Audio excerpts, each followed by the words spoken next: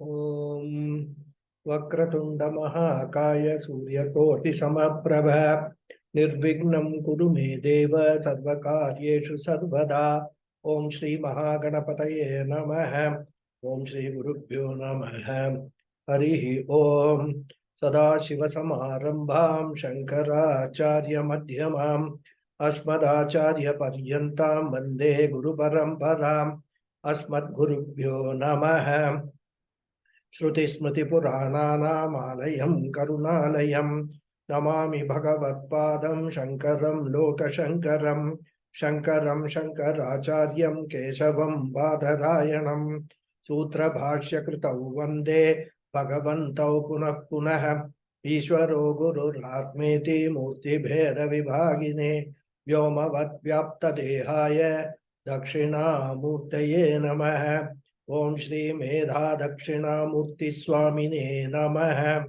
ओम सहनाववतु सहनौ भुनक्तु सह वीर्यं करवावहै तेजस्विनावधीतमस्तु मा विद्विषावहै।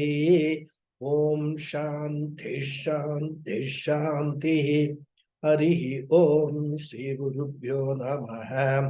हरिः ओम।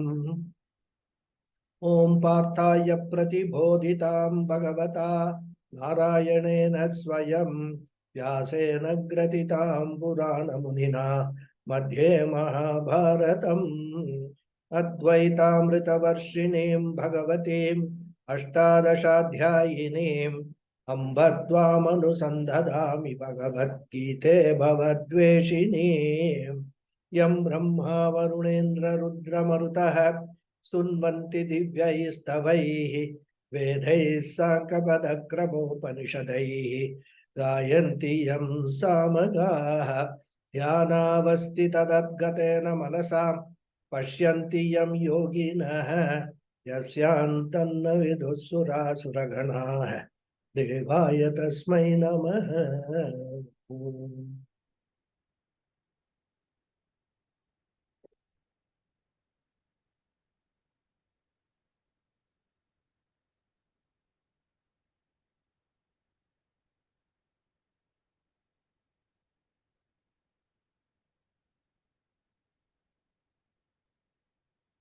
नियतं कुरु कर्म त्वं कर्म ज्यायो ह्यकर्मणः शरीरयात्रापि च ते न प्रसिद्ध्येद कर्मणः. So we are seeing the 8th sloka of the 3rd chapter dealing with karma yoga. So here Bhagavan Krishna is advising Arjuna, don't think that by inaction you will get moksha. By not doing anything you will get moksha. Because you should do the action that is to be done, because action is superior to inaction. And if you are inactive, that is due to inaction, even the maintenance of your body would become impossible.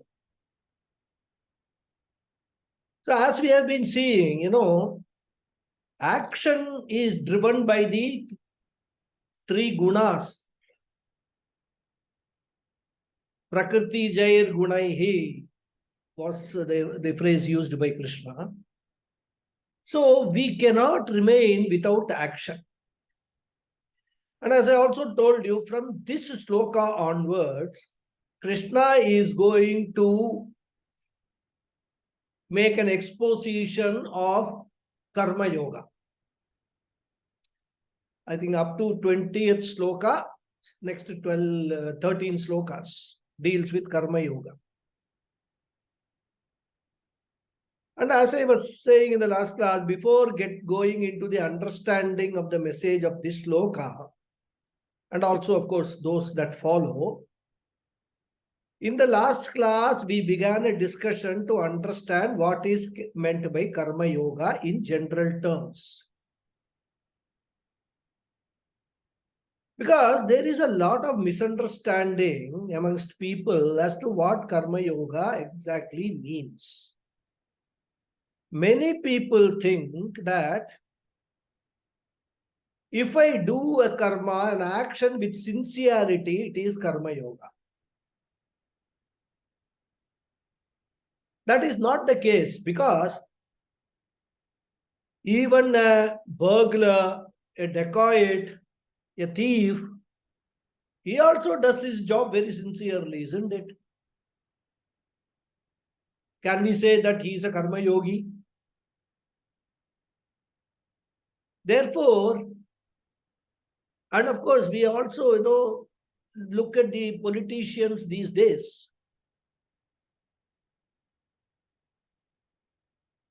They come into the public domain for doing public service, but they end up doing only self-service. Can we call them karma yogis? No. So we need to understand what karma yoga really means in terms of spirituality. And in this context, I had reminded all of you about the two slokas, 47 and 48 of the second chapter, in which Krishna just touched upon, briefly defined what karma yoga is. So we will now go into a little more general understanding of karma yoga before we get into the slokas. Karma yoga, that phrase itself consists of two portions. One is karma, another is yoga. So these are two words, karma and yoga. And I have been saying karma means proper action. So one of the criteria for karma yoga is that the action must be proper action. Now, what is a proper action? We will see that later. But here, to begin with, we have to note that karma does not mean any action. Karma refers to proper action. Karma in the context of karma yoga refers to proper action. We can generally define proper action means actions which are in accordance with dharma or dharmic principles.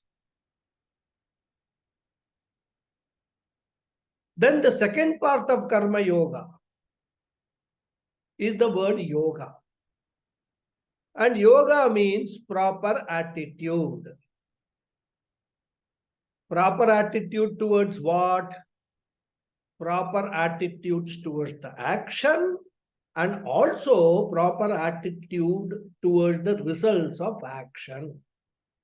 That is more important. Because no action we do without expecting some results. Now, as we have been discussing, the results is not in our control. It can be what we expected. It can be more than what we expected.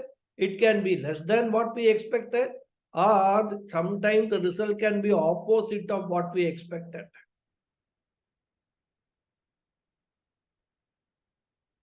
Karmanya eva adhikaraha te ma phaleshu kadachana. Krishna said, 47th sloka, the previous chapter. Therefore, there is need proper attitude towards action and the result of action. That is called yoga, attitude. So, proper action and proper attitude towards the result of action is karma yoga. Now, we will go a little more detailed. Each part we will take for study. Karma we will take first. The scriptures divide the action into three varieties. Satvikam karma, Rajasam karma and Tamasam karma. Satvikam karma is the best action, ideal part of karma yoga. In fact, those who are practicing karma yoga should always focus on doing sattvikam karma. Of course, we cannot live without rajasam karma, but that is only mediocre, secondary. And tamasam karma is worst for karma yoga. Therefore, according to the scriptures, a karma yogi's life should dominate in sattvic action. The rajasic action must be lesser, and tamasic action should be either zero or minimum. Now, what do you mean by sattvic action? It will be the obvious question, isn't it? And we know that any action has got two components. One is the action itself, that's the nature of the action itself. And second is the benefit of that action.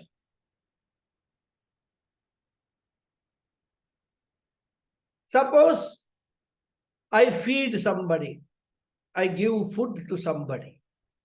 Giving that food is the action. By that, his stomach is filled, his hunger is appeased. That is the benefit of that action.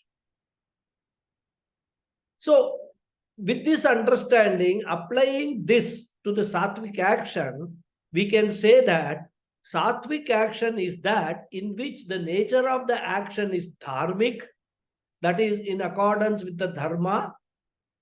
And secondly, it is an action in which a large number of people get the benefit. Of course, when large number of people get the benefit, I may also be one of the beneficiaries. Sattvic action does not mean that I should totally, even though sattvic action is also referred to as nishkama karma, that does not mean that I need to exclude myself. When my action is going to benefit a large number of people, some benefit can flow to me also, acceptable.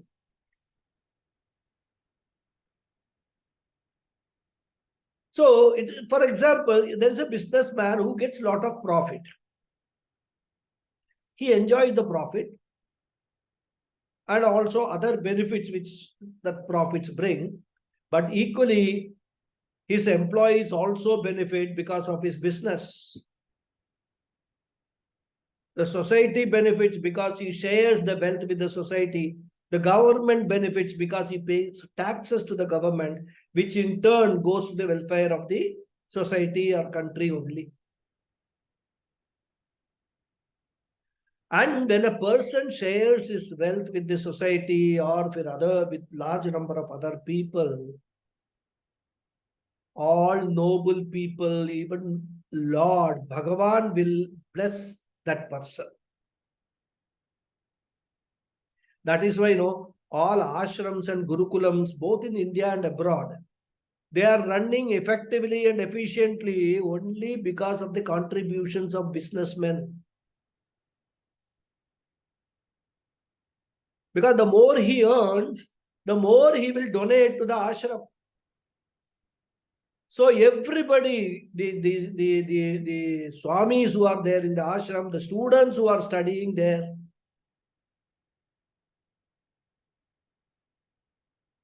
everybody will bless him for earning more and more profit as long as he shares his wealth with others in the society. In fact, in the Gurukulam in Anekatti, when I joined, the 3.5 years course was totally free. They didn't charge anything for accommodation, food, books, etc. Their only condition was that if you have got the capacity to pay, you can make some donation to the trust. It was not compulsory. Teaching was free. How could they do that? Only because of the contributions that come from very, very big businessmen. People like you and me may be able to contribute, say, maybe 100 rupees, 500 rupees, 1000 rupees. But it compared to that, we can't run an ashram with these kind of small contributions. Maybe a temple can be run, but not an ashram. Therefore, large contributions for businessmen, they are responsible for running of all these ashrams. So sattvic karma is an action in which the beneficiaries are maximum, and we can, of course, as I said, call it nishkama karma, generally selfless activity, but we can include a benefit to us also in that definition. And then rajasic karma, basically defined as a selfish activity to contrast it from sattvic karma. So in the rajasic karma, the beneficiaries are minimum. Minimum means what? Myself and my family only. And there could be cases where the family is also not included. Only myself alone, I alone benefit. So the beneficiaries become lesser and lesser. And there are many cases where people don't want to share their wealth even with family members. This fellow has got a lot of wealth, but he will still go to the court to claim the family property or inherited property, and they spend their whole life paying to lawyers and advocates and whatnot, running behind the courts. There are cases where brothers themselves quarrel for property. So you can imagine the state of the mind of such people. When I cannot share my wealth with my family itself, where is the question of sharing with the society? That does not rise at all. Therefore, Rajasic karma is a Madhyama karma, selfish action, which is secondary action. And Tamasa karma is a harmful karma. Because for my benefit, I deliberately hurt others. I am not bothered about what happens to others.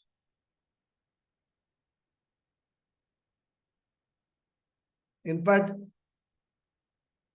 I gave you the example of a politician. That is what these politicians today are doing, at least most of them. I wouldn't say all of them.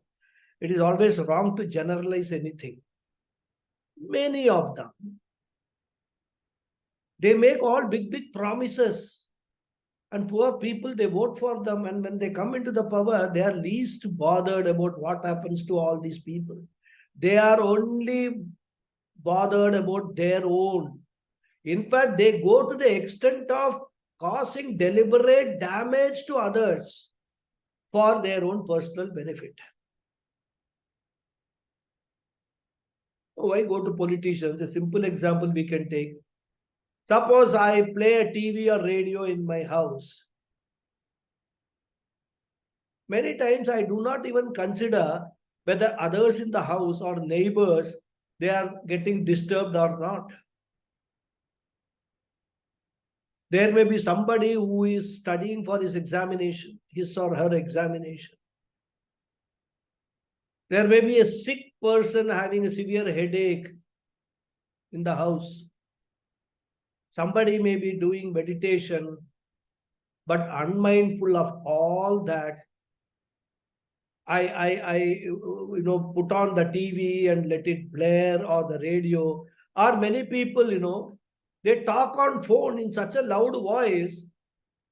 We have to sometimes wonder why they require a phone. As such, their voice will reach the other person to whom they are talking. And even though there are people who are very religious, they will chant slokas, the Vishnu Sahasranama, Lalita Sahasranama, etc.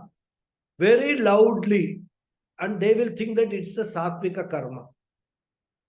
No doubt, of course, mantras, slokas, Shastra says you must chant them loudly.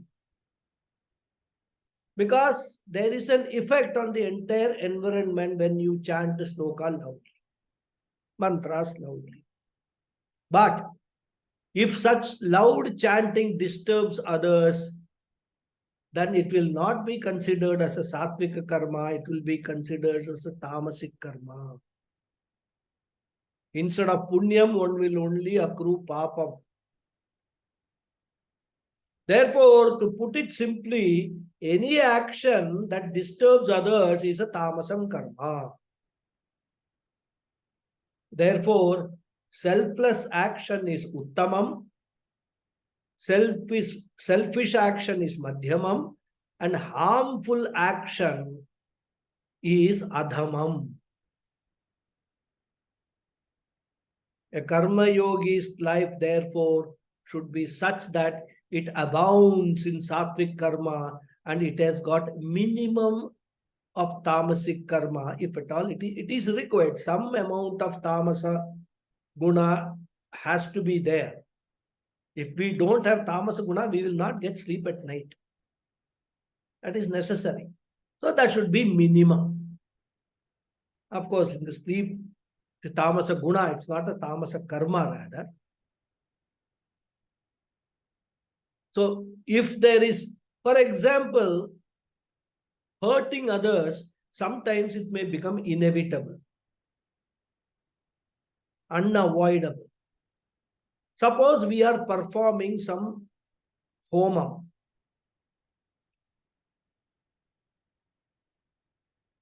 Let us say it is a sattvika karma because we are performing a homam for benefit of all people.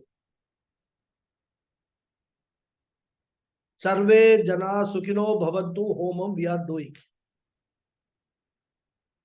Now, when we are performing the homam, we will be putting this cow dung, pellets or, that what they call varati, that will be used.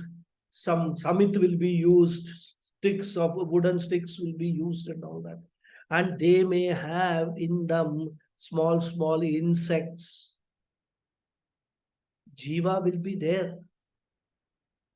And we will put them in the fire and burn those jivas. Does that mean that is tamasic karma? Sorry, that is a tamasic karma, not a sattvika karma. The answer is, it is still a sattvika karma because the hurting part, we are doing it, we have no choice but to do it. Our intention is for the benefit of the world, benefit of the mankind. As they call, what is the phrase they call? Collateral damage. So some that's insects and some small jivas will be sacrificed because of this. That does not make it a tamasic karma. So to that extent, we can say minimum of that tamasic karma, but maximum of sattvic karma a karma yogi should do.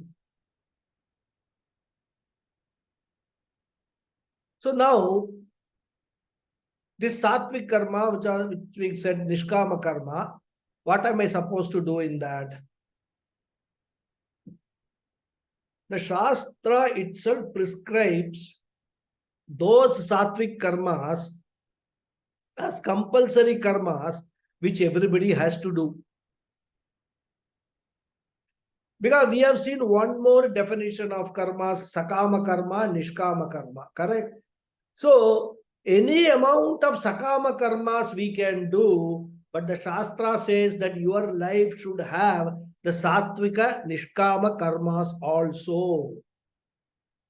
You cannot lead a life exclusively doing sattvika karma, sakama karma. And for that, Shastra prescribes various karmas. So one, of course, karma is Sandhya Vandanam, which we are all very familiar with. According to the Shastra, we are supposed to perform Sandhya Vandanam 3 times a day.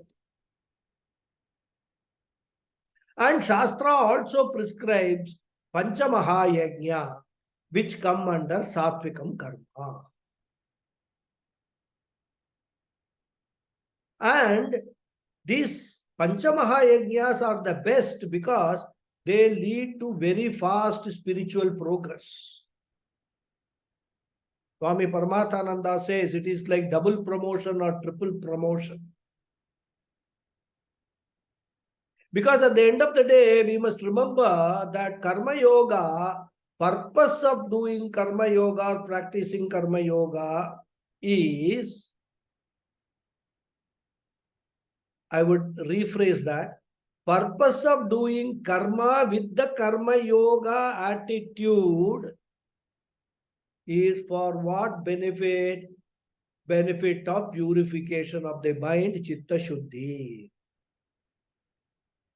And who is bothered about Chitta Shuddhi? Not a common man, not a layman, only a sadhaka, a person who has chosen the spiritual path to be his life's goal. He will be concerned about the Chitta Shuddhi. Therefore, this Panchamahayajnas, which are prescribed, if they are practiced religiously and diligently every day, it will lead to fast progress and faster Chitta Shuddhi. In Rajasam karma, there is some progress, but the progress is very slow. And in Tamasam karma, there is not only no progress, but there is a regress. A person can fall from the present spiritual level also. Tamasam karma goes away from moksha, whereas Sattvika karma takes you very fast forward to moksha. Therefore, Sattvic karma is superior because it purifies the mind, it cleanses the mind. For example, if you have a dirty kitchen or a bathroom with lots of stains, accumulated dirt, grease, etc., cleaning with ordinary soap or detergent will not be effective, isn't it? One has to use chemicals, acid, etc. to clean. Likewise, Sattvic karmas act as chemicals and acid to cleanse the mind from Raga, Dvesha, led, Kama, Krodhadi impurities. Therefore, we must practice Sattvika karma and most importantly, the Panchamahayajnas. Now let us understand what are the Panchamahayajnas. And at the outset, let me tell you, Pancha means 5.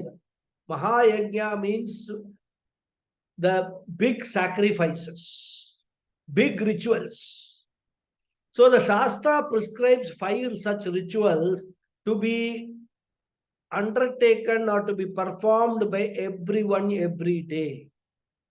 And all 5 of them are equally important. It is not that one yajna is more superior, one yajna is inferior. No. Shastra does not give any choice and they are compulsory as well. Of course, there is a disclaimer I will add. One should perform these karmas to the best of one's capacity and to the best of the circumstances. Because there may be circumstances or there may be people who will have limited capability or limited capacity, financial capacity to perform all these karmas. But that should not deter them from performing the karmas even in a very moderate manner.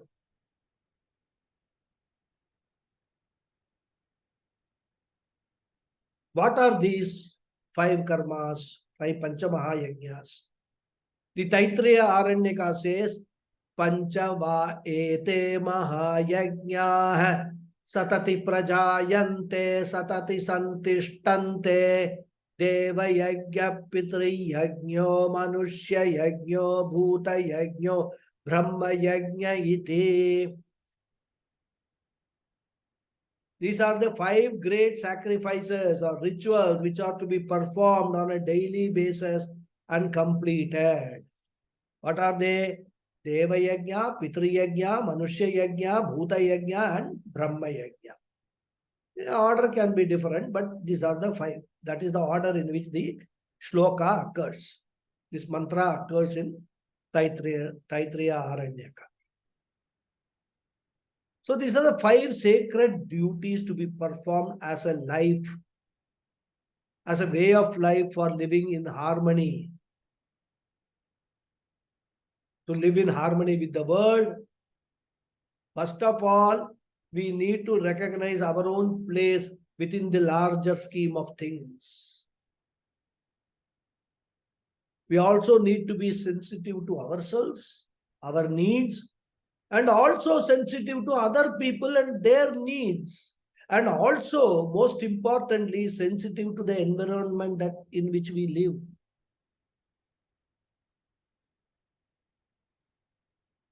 In fact, I was reading an article today. They have found that this Agnihotras, researchers found Agnihotra means performance of a Agni ritual, a fire ritual, every day in the morning and evening. Every Grihastha is supposed to do this ritual. And every Brahmachari is supposed to do the Samita Dhanam 2 times. This ritual actually is highly useful for cleansing the environment in which we live.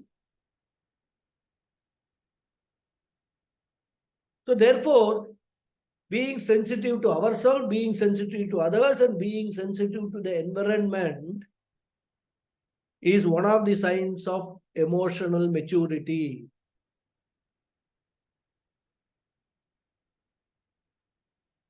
It is the ability to interact with others gracefully and to deal effectively with whatever situations that we encounter. A person who is sensitive and mature does not take anything in the creation for granted. A mature person realizes the importance of the appropriate use of free will and makes a deliberate choice of doing what is to be done and does not give in to his raga dveshas, likes and dislikes. Such a person is grateful to the Lord, Ishvara, for all that has been given in life and expresses his appreciation by performing the Panchamahayajnas.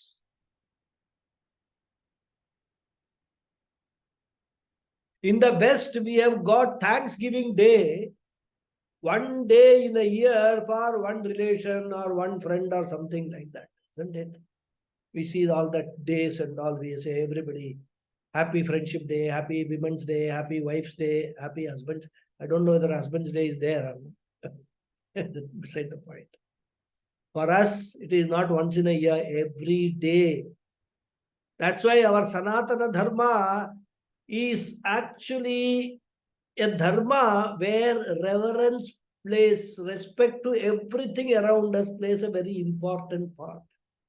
That is the attitude with which we should live our life.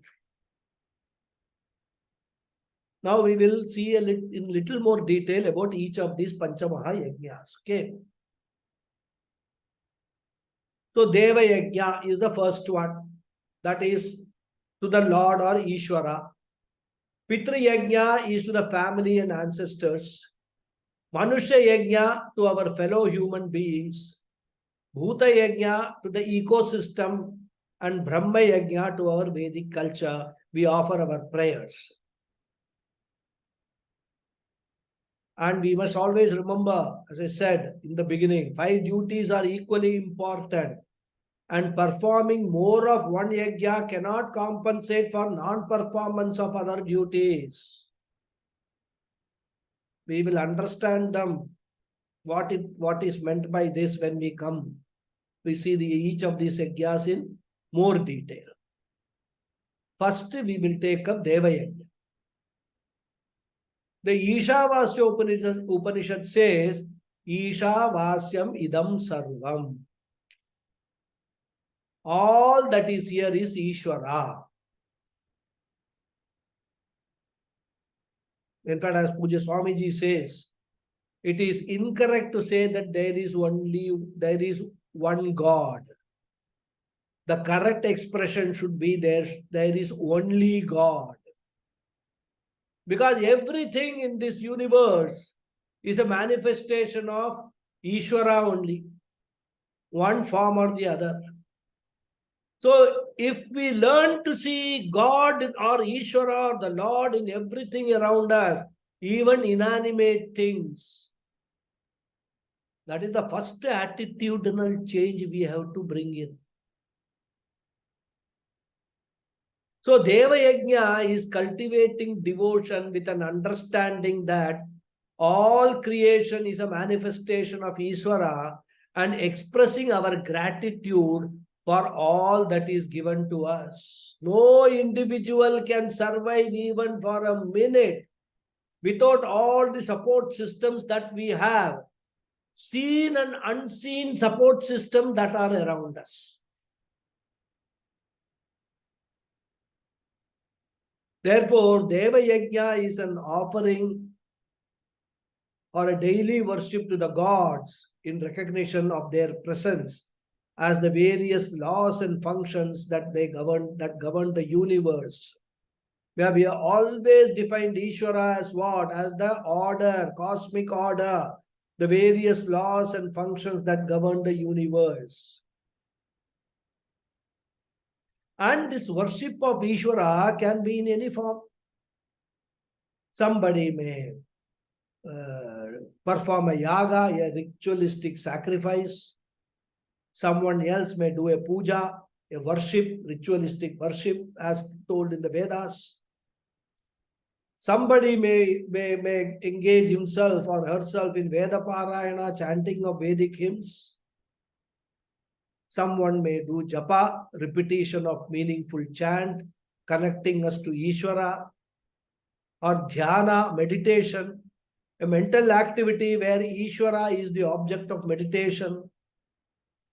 Yet some others may do Nama Sankirtanam, singing the glory of the Lord by repetition of the name of Ishvara.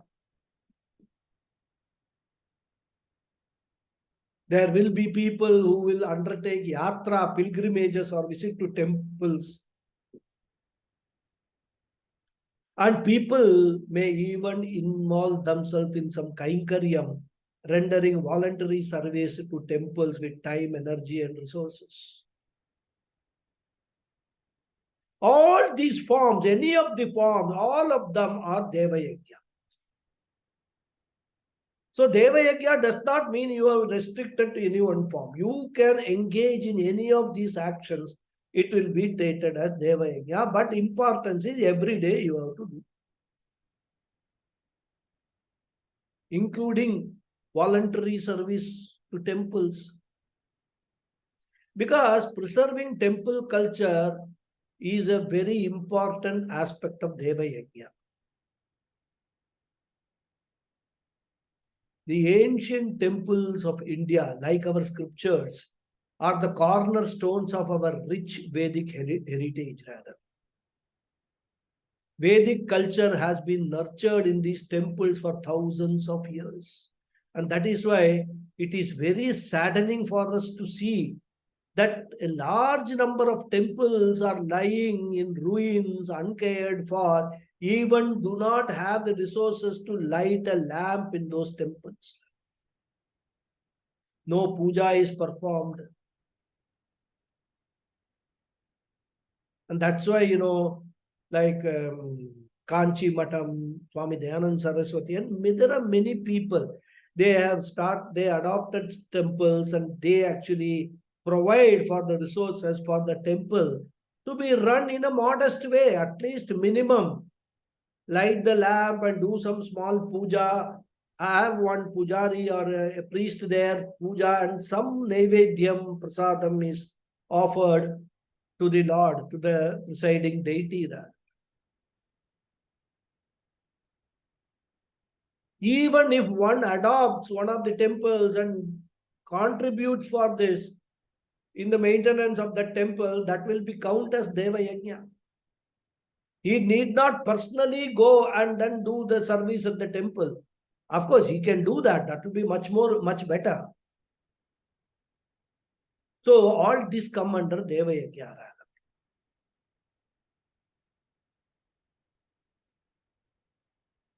And as all creation is not separate from Ishvara, and what is creation? Creation is nothing but a combination of the Pancha Mahabhutas, the five great elements. They are also worshipped as Ishvara, isn't it? We know we worship Ganges as Jalatattva. Any of our rituals, fire is involved, so we worship fire as Agni Tattva. Even Akasha, space, is worshipped. You know where? Chidambaram temple. The ruling deity of Chidambaram temple is Akasha Bhutam. Shiva in the form of Akasha. So highly we have to understand all these things. So we have a practice of worshipping Ishvara through all these things. And as we have been seeing in Vedic vision, Ishvara is both the intelligent and also the material cause of this universe. So from the standpoint of the created universe, Ishvara is conceived as having a threefold form, corresponding to three simultaneous functions: creation, sustenance, and destruction.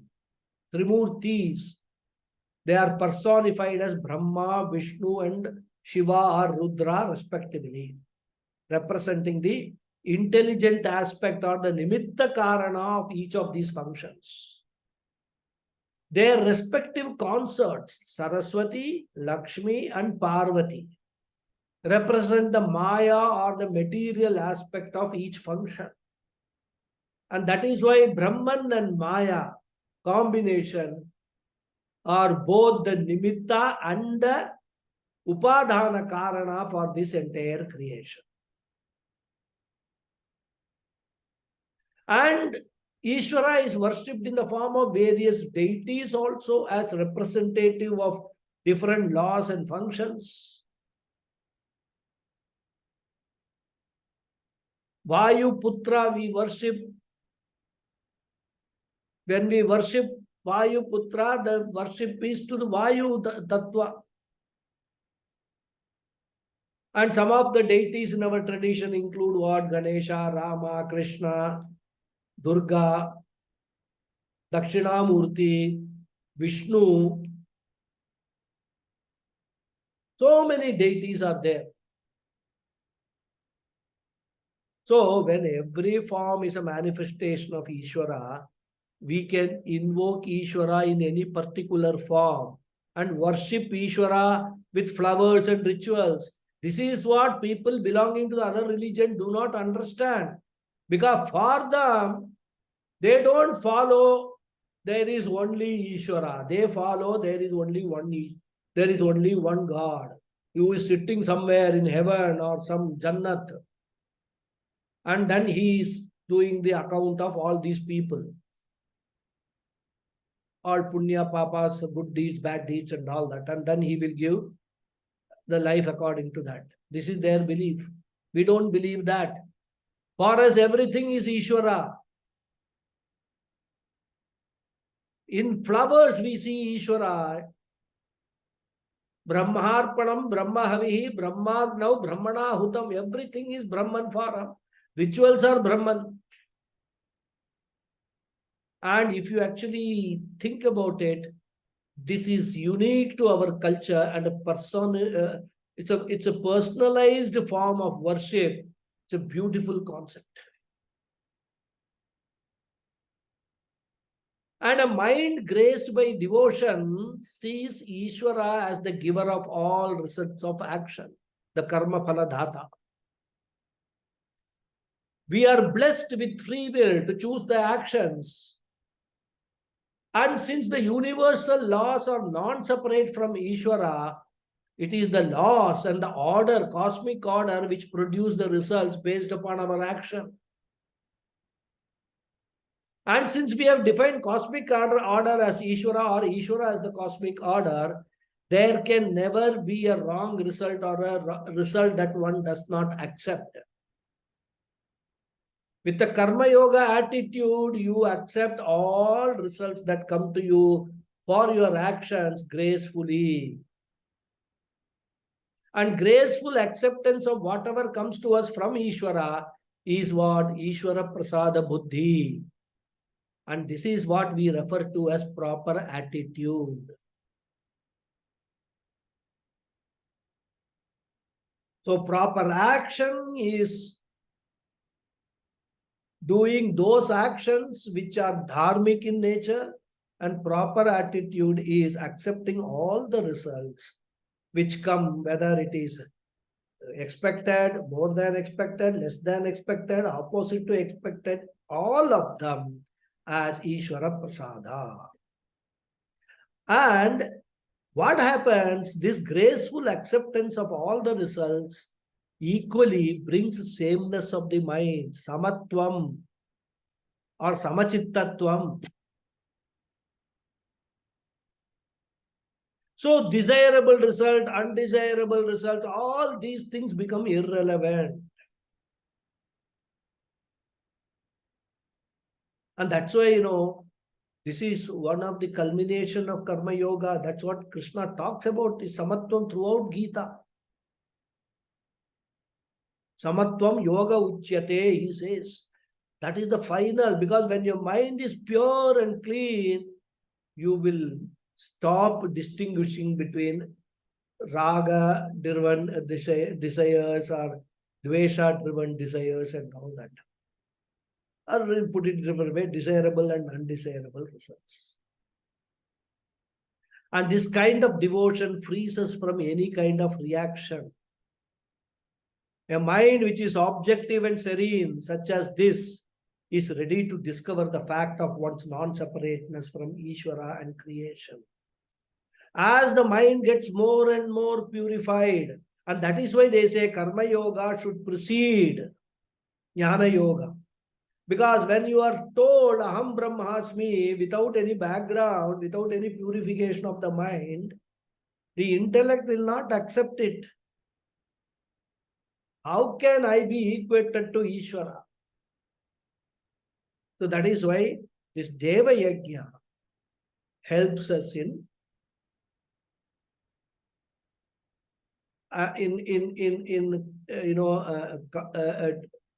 understanding Ishvara, what is Ishvara, and also understanding the results of all our actions in the proper perspective.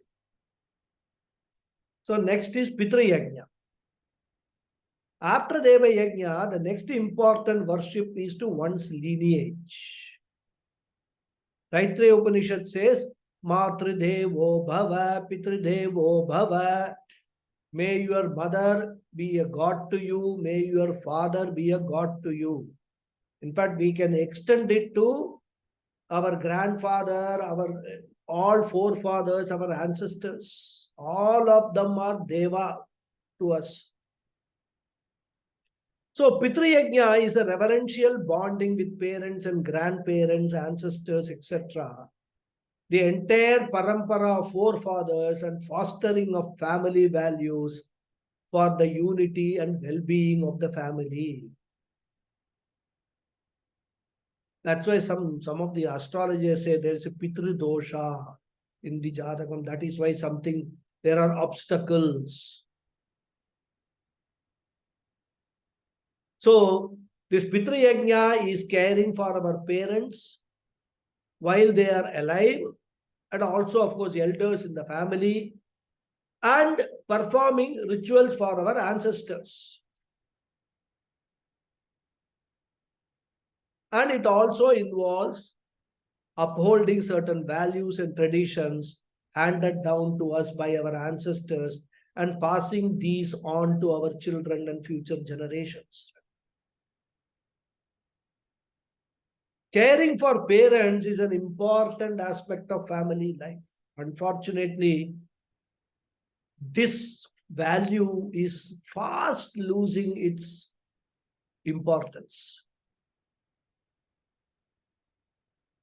Children think that by admitting our parents to some senior citizen home, they are caring for parents. They will send money, large amount of money every month, so that their parents' needs are taken care of, food and shelter, etc. What they don't realize that parents at that age don't need money. They need care, personal care. They want their children to be with them. It's a different matter that these parents might have been in the first place responsible for sending these children abroad for higher studies and also earning in dollars and pounds. That time they would not realize what could be the consequence of this. Only when we reach later stages in life, all our faults of faulty life that we have led, the false values that we have practiced, they come to bite us. But then it's too late now. I have known cases where parent has died, but the son is refuses to come and do the final ritual for the parent. He says, I don't have leave, or some excuse he will give and avoid coming. So some other family member or somebody will be performing these rituals. It's a very sad situation, but that's a reality of today. That's why at some stage in our life, we find ourselves becoming the link between two generations. Parenting becomes a full-time responsibility. And at the same time, our relationship with our parents also undergoes significant changes. Children depend on us, our parents depend on us. We need to balance both the roles and be more available to them in order to provide economic, emotional, and physical support. In a Vedic culture, our self-identity is not looked at solely from an individual standpoint, but it includes the family, cultural background as well. And this provides consistency in terms of the values. It provides consistency in terms of philosophy, in terms of lifestyle, and in terms of the family customs. When we talk of our self-worth in the Vedic parlance, it includes respect for our family and culture. And that runs even today in the blood of our, our culture.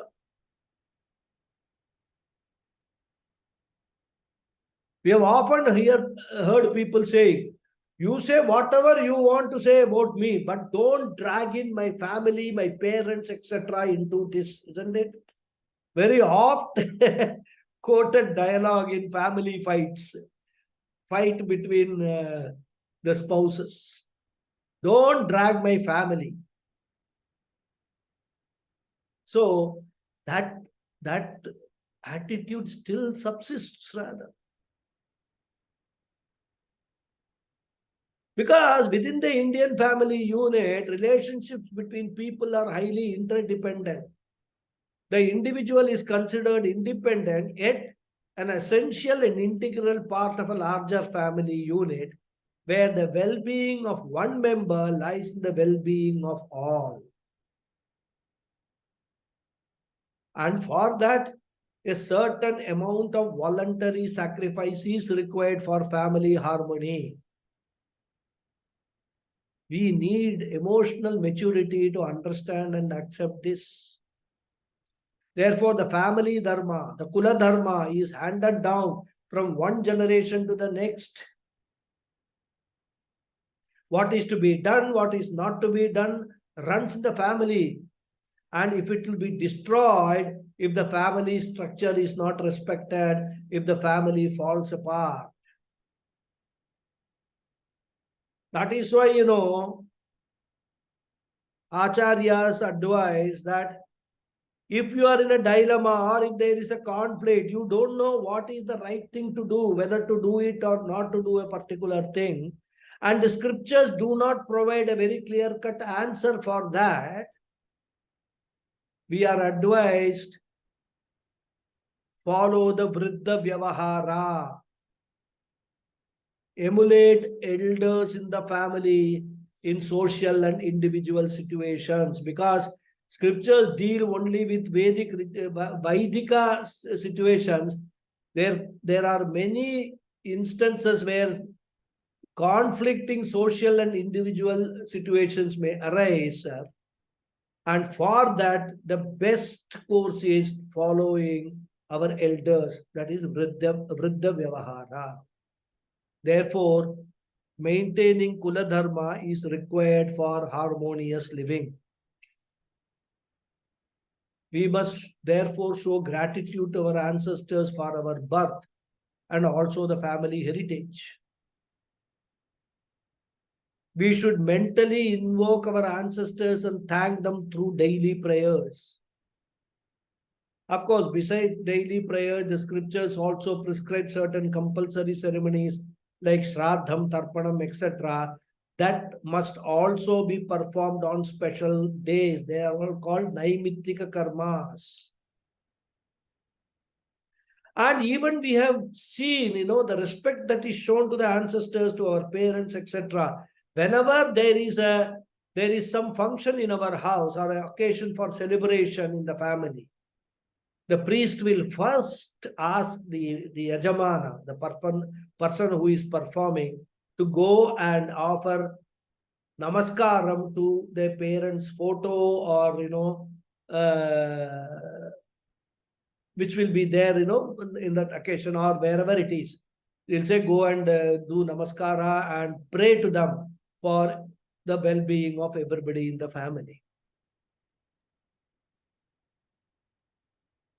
So our prayers to our ancestors as a way of thanksgiving and to seek their blessings for our prosperity and that of our progeny is also very much a part and parcel of our culture. This reinforces our place in survival in the entire kula or clan. Next is Manushya Yajna.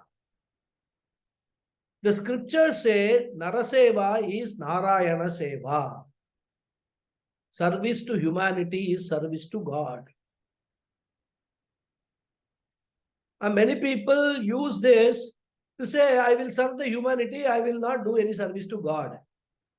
That's why I said, all are equally important. You cannot say, I will do Manushya Yajna, it is service to God, and quote this Naraseva is Narayana Seva. Because Manushya Yajna also has the same philosophy. When we serve the human being, he is manifestation of God, so we are serving the Lord only. So the service to humanity also should be with the attitude of serving the Lord. Seeing divinity in everyone and serving people is the highest form of service. In such a form of service, there is only gratitude towards the person for giving us an opportunity to serve. That's very, very important. We must not serve others with an attitude of as if we are doing a favor to them. Because many people indulge in service, and this is the attitude they have got. Oh, I am a poor guy, is starving, so I gave him food.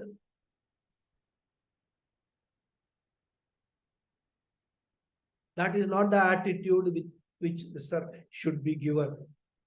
Attitude should be, I see the Lord in this person. I bow to him and I am grateful to him for giving me an opportunity to serve him in some form, like giving food or giving clothes or even a cup of tea, offering a cup of tea. Something. That is the attitude with which one should serve the human beings.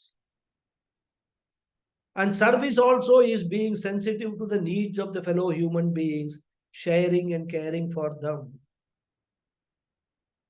As individuals, as corporate entities, now corporate entities, this service, what is it called, ESG or something, corporate governance, all these things have become very important. As collective bodies, we care and express that we care.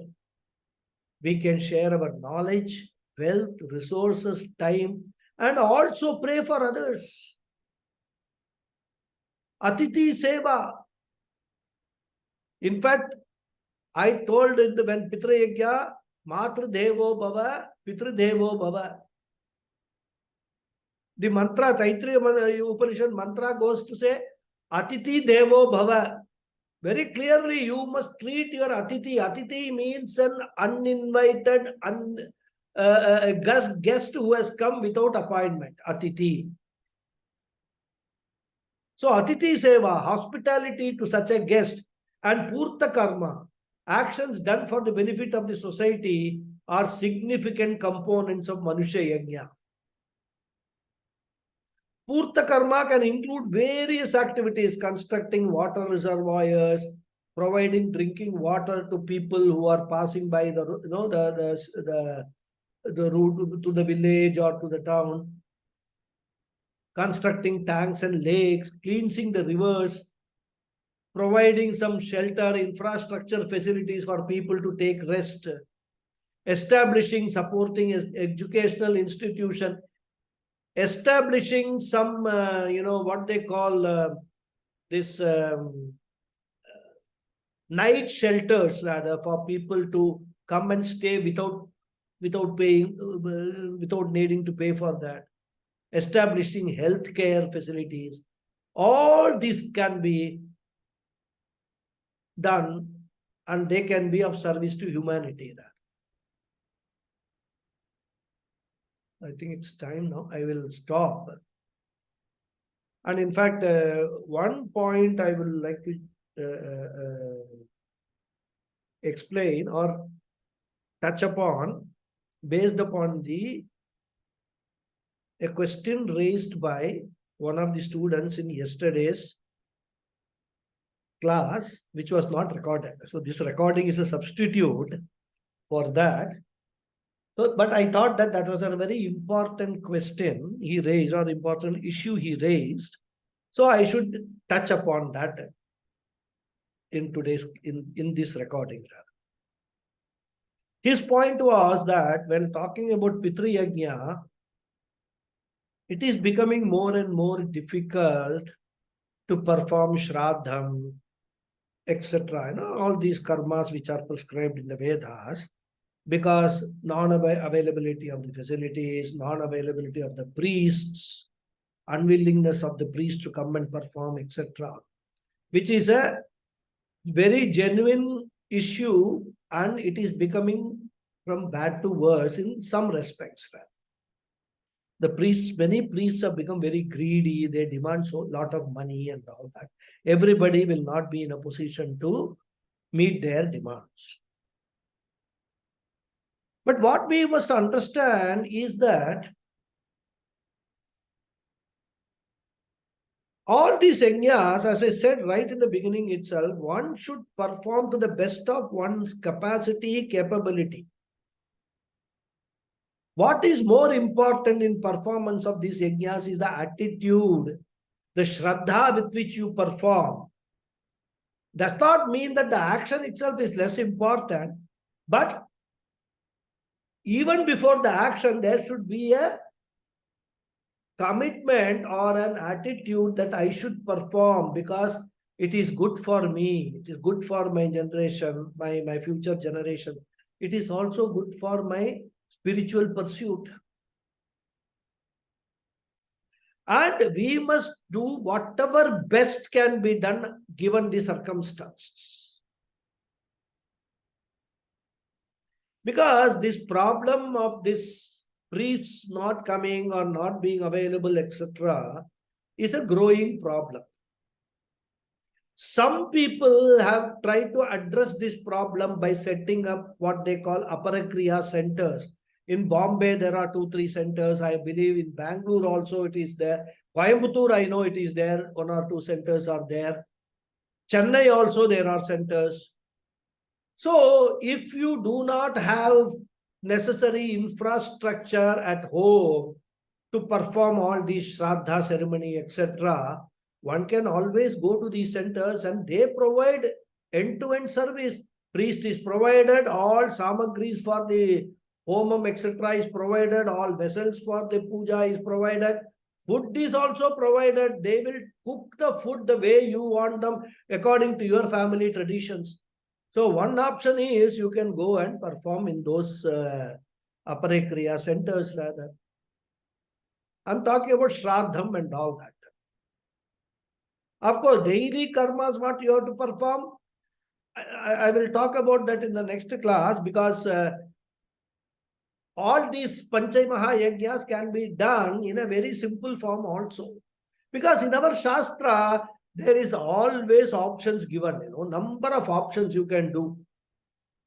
It is not that you have to do it only this way and then only it will happen. No. There are number of options. As for example, it says, Shastra says 108 Gayatri, you have to chant. If you can't do that, if you don't have time and this thing, 64. If that is not possible, 32. If that is not possible, 12 Gayatris you chant. Even if that is not possible, chant 1 Gayatri. So there are options Shastra gives. So like that, in Panchamaha Yajna also, there are options which is given to us which we can perform. But our idea should be that I should be able to perform to the best of my ability. And if circumstances provide, I should be able to do a proper job. That's why I was actually giving an example of when I was in Kuwait. Because I can only give personal examples. I cannot give examples of others. When I went to the Kuwait, the first couple of years, 2-3 years, there are no priests, there are no temples. And that's another point I want to say. So if you cannot get a priest and you cannot go here also, you can do the Shraddha as Hiranyam. In fact, Sandhya Vandanam, one can learn themselves and perform without any help from any priest. Even the Amavasa Tarpanam, one can perform by having a cassette or a book or learning the mantras. They are not very complicated at all. Shraddha and all are complicated, but then that also can be performed in a Hiranyama, that is in a very simple manner. If you don't get your priests and all, go to a temple, request the priest in the temple to come and help you in performing if he is free. I have seen many people, getting priests from temples and performing it. And as I was saying about my life in Kuwait, initially Kuwait does not have any priest, it doesn't have any temple. And even if there is a North Indian small temple, the priest may not know anything about our culture. Our culture means South Indian culture. So I checked up with someone, say, I want to perform the Shraddha of my parents, but I cannot come to India for that. Of course, later stage, me and my wife, we came and performed here in Bombay every year. We used to come twice a year, come and perform the Shraddha.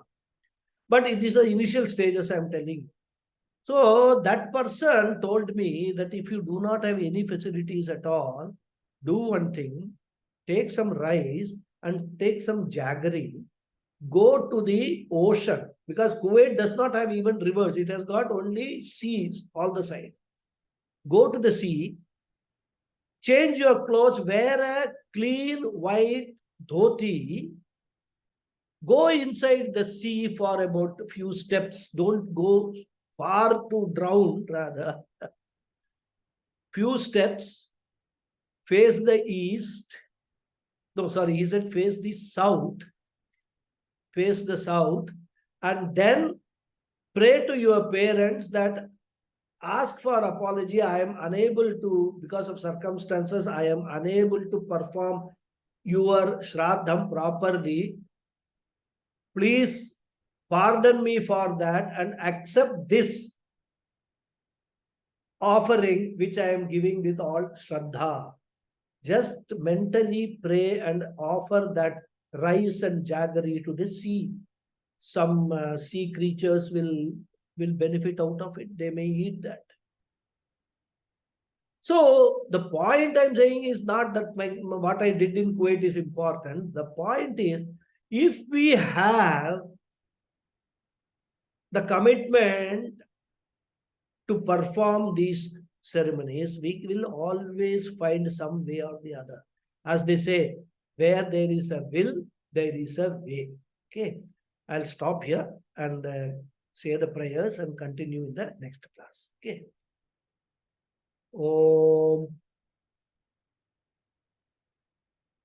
Purnamadav Purnamidham Purnat Purnamudachyate Purnasya Purnamadhaya Purnamevavasishyate. Om Shanti Shanti Shanti. Harihi Om Shri Gurubhyo Namaha. Harihi Om. Thank you all.